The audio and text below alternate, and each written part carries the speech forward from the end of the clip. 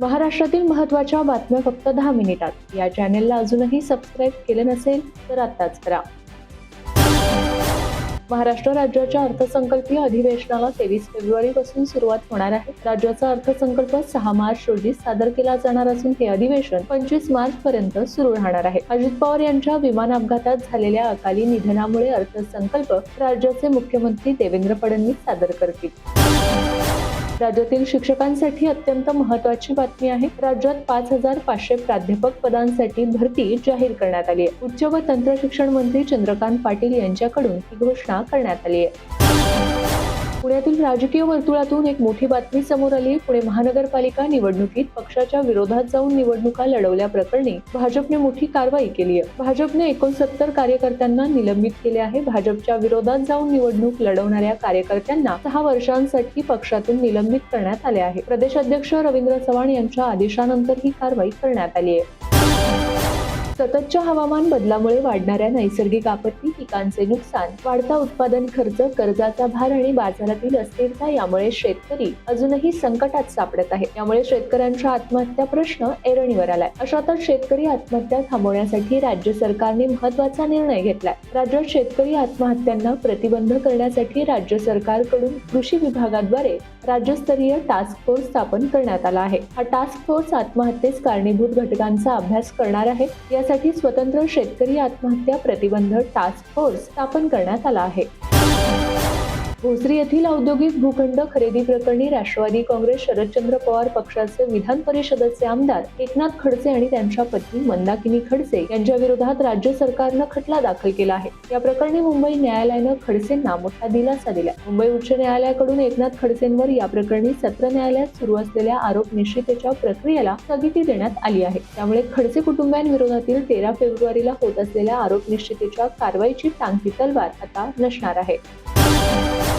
मराठीसह हिंदी चित्रपटसृष्टी गाजवणारा प्रसिद्ध अभिनेता श्रेयस तळपदे विरुद्ध मैनपुरीतील भोंगाव येथे फसवणुकीचा गुन्हा दाखल करण्यात आलाय. अभिनेता श्रेयस तळपदेसह 12 जणांविरुद्ध फसवणुकीचा गुन्हा दाखल झाला आहे. गुंतवणुकीच्या नावाखाली लाखो रुपयांची फसवणूक केल्याचा आरोप अभिनेत्यावर आहे.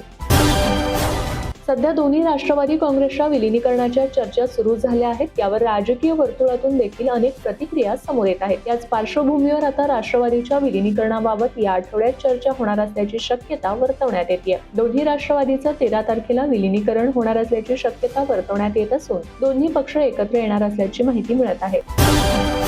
महापालिका निवडणुकींच्या निकालानंतर लक्ष लागले होते ते म्हणजे मुंबईचा महापौर कोण होणार, महापौर पद कोणाला मिळणार याची उत्सुकता सर्वांना होती. त्यानंतर मुंबईच्या महापौर पदासाठी भाजपाकडून रितू तावडे यांचं नाव निश्चित करण्यात आलं, तर उपमहापौर पदासाठी शिंदे सेनेचे नगरसेवक संजय घाडी यांच्या नावावर शिक्कामोर्तब करण्यात आला. याच पार्श्वभूमीवर आज रितू तावडे महापौरपदी विराजमान होणार आहेत.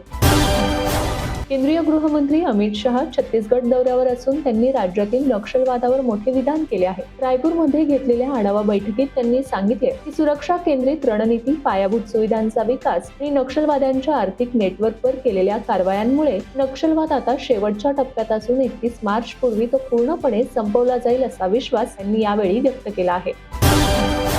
SBI बँकेच्या घोटाळ्याशी संबंधित मनी लॉन्ड्रिंग प्रकरणात ईडीने उद्योगपती अनिल अंबानी आणि त्यांची पत्नी टीना अंबानी यांना नवीन समन्स बजावले आहे. मिळालेल्या माहितीनुसार मनी लॉन्ड्रिंग विरोधी तपास संस्थेने उद्योगपती अनिल अंबानी आणि त्यांच्या पत्नी टीना अंबानी यांना 17 फेब्रुवारी आणि त्यांचे पती दुसऱ्या दिवशी 18 फेब्रुवारी रोजी समन्स बजावण्यात आले आहे. बॉलिवूड अभिनेता रणवीर सिंग याला व्हॉट्सअपवरून व्हॉइस नोट पाठवून जीवे मारण्याची धमकी देत कोट्यावधी रुपयांची खंडणी मागितल्याचा धक्कादायक प्रकार समोर आलाय. अज्ञात व्यक्तीने पाठवलेल्या या धमकीच्या संदेशामुळे चित्रपटसृष्टीत खळबळ उडाली असून पोलिसांनी तातडीने दखल घेतली असून याचा पुढील तपास सुरू केला आहे. मुंबई ट्रान्स हार्बर लिंक म्हणजेच अटल सेतूजवळ असलेल्या 3री मुंबईमधील विकास प्रकल्पांसाठी भूसंपादन आणि वाटप धोरणाला मंत्रिमंडळ बैठकीत मुख्यमंत्री देवेंद्र फडणवीस यांनी मान्यता दिली आहे. राष्ट्रीय गीत वंदे मातरम बाबत केंद्रीय गृह मंत्रालयाने मोठा निर्णय घेतलाय. राष्ट्रीय गीताचा सन्मान राखण्यासाठी आणि त्यात सुसूत्रता आणण्यासाठी मंत्रालयाने पहिल्यांदाच एक औपचारिक प्रोटोकॉल जारी केलाय. आता सर्व महत्त्वाच्या शासकीय आणि अधिकृत कार्यक्रमांमध्ये वंदे मातरमचे पूर्ण स्वरूप वाजवणे अनिवार्य असेल असे गृह मंत्रालयाने स्पष्ट केले आहे.